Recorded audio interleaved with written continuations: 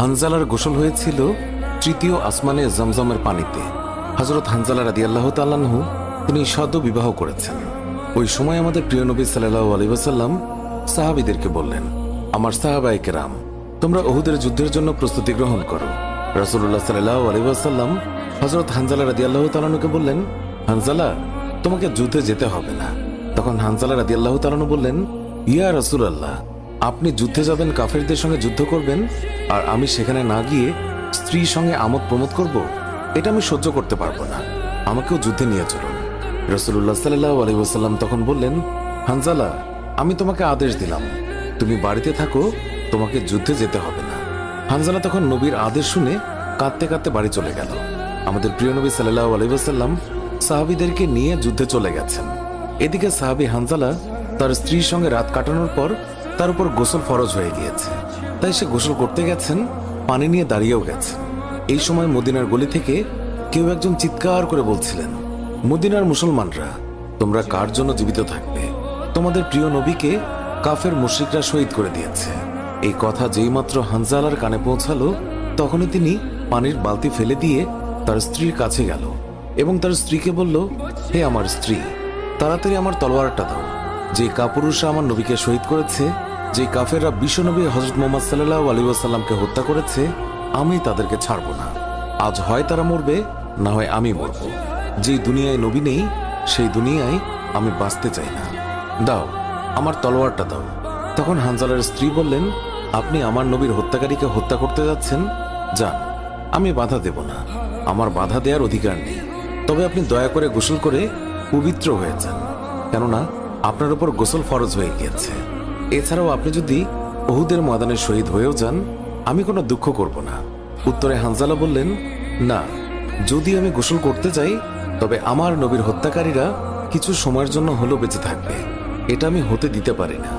আমার যেই দুনিয়ায় আমার নবী বেঁচে নেই, ওই দুনিয়ার পানি দিয়ে আমি গোসল করতে পারি না। এই বলে তিনি তলোয়ার নিয়ে চলে গেলেন। উহুদের ময়দানে তিনি অনেক কাফেরকে হত্যা করলেন। একসময় যুদ্ধ করতে করতে তিনি শহীদ হয়ে গেলেন।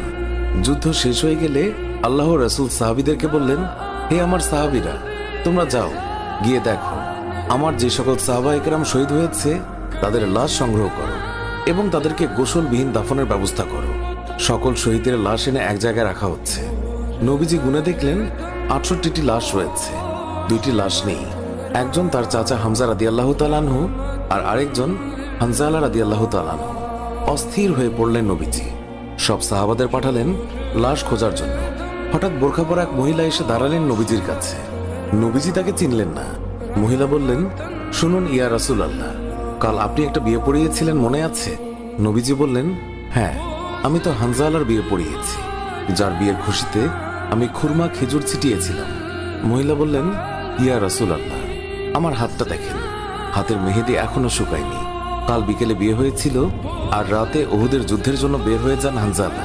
ওনার উপর গোসল ফরজ হয়েছিল, কিন্তু উনি গোসল করে বের হতে পারেননি। যাওয়ার আগে শুধু বলে গেছেন, যদি বেঁচে থাকি তাহলে দেখা হবে দুনিয়ায়, আর যদি শহীদ হয়ে যাই তাহলে দেখা হবে জান্নাতে। নবীজি কাঁদছেন। মহিলা বললেন, ইয়া রাসূলুল্লাহ, শহীদের তো আপনি গোসল দেন না, আমার স্বামীকে আপনি একটু গোসল করিয়ে দেবেন। নবীজি সম্মতি প্রকাশ করার পর একজন সাহাবী দৌড়ে এসে বলল, ইয়া রাসূলুল্লাহ, হানজালাকে পাওয়া গেছে। সবাই গেলেন, গিয়ে দেখলেন সাদা কাফনের ভিতরে লাশের মাথায় পানি। নবীজি হানজালার মাথায় হাত দিলেন।